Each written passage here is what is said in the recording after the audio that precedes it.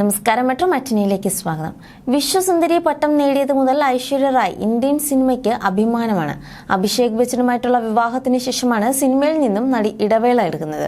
ഇപ്പോഴിതാ ഐശ്വര്യ റായ് ബച്ചന്റെ 2024 Cannes film festival വേഷങ്ങളും അതിന്റെ ചിത്രങ്ങളും വൈറലായിരുന്നു.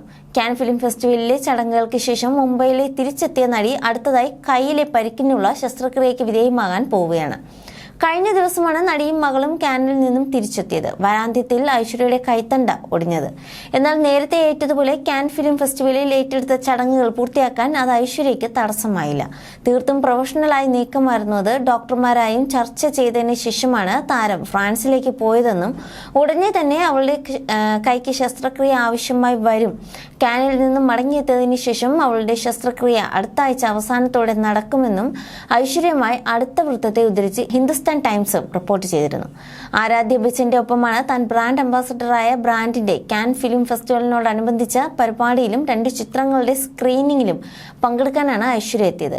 മുൻപ് കാൻ ഫിലിം ഫെസ്റ്റിവലിൽ ജൂറി അംഗമായിരുന്നു ഐശ്വര്യ. എല്ലാ വർഷവും കാൻ ഫിലിം ഫെസ്റ്റിവലിന് വിവിധ പരിപാടികളുമായി എത്തുന്ന ബോളിവുഡ് താരം കൂടിയാണ് Aishwarya.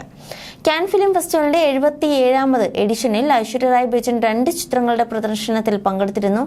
മെഗാലോപോളിസ്, kinds of കൈൻഡസ്, cosmetic ഭീമനായ L'Oréal പാരിസിന്റെ ആഗോള അംബാസിഡറായാണ് താരം ഫെസ്റ്റിവലിൽ പങ്കെടുത്തത്.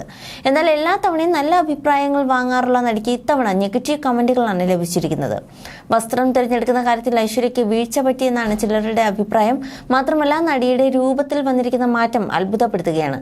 തടിച്ചുരുണ്ട് മുഖമൊക്കെ വികൃതമായി ശരിക്കും ഐശ്വര്യയ്ക്ക് എന്തോ സംഭവിച്ചിട്ടുണ്ട് എന്നാണ് ആരാധകർ ചൂണ്ടിക്കാണിക്കുന്നത്.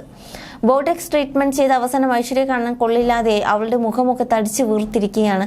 ഇപ്പോൾ കണ്ടാൽ പ്രായമുള്ള ഒരു തള്ളയെ പോലെ തോന്നും. മാത്രമല്ല, ഐശ്വര്യയുടെ ഡിസൈനർ ഒരിക്കലും ഈ ചതി ചെയ്യാൻ പാടില്ലായിരുന്നു എന്നിങ്ങനെ പോവുകയാണ് കമന്റുകൾ. ഇത്തവണയും ഐശ്വര്യയ്ക്കൊപ്പം മകൾ ആരാധ്യയും കാൻ ഫെസ്റ്റിവലിൽ എത്തിയിരുന്നു. അമ്മയുടെ കൂടെ മുൻപ് താരപുത്രി കാൻ വേദിയിൽ വന്നിരുന്നു. ഇത്തവണ കറുപ്പ് നിറമുള്ള പാന്റും ഷർട്ടും ധരിച്ച് വളരെ സിമ്പിളായിട്ടാണ് ആരാധ്യയുടെ വരവ്. മാത്രമല്ല, ആരാധ്യയും തടിച്ചുവെന്നും ചൂണ്ടിക്കാണിച്ച് വിമർശിക്കുകയാണ് ചിലർ. You're watching me and you're watching me on metromatney.com. on metromatney.com. Metromatney.com. metromatney.com. Subscribe for more videos. Subscribe for more videos. Subscribe here for more videos. Subscribe now. Thank you.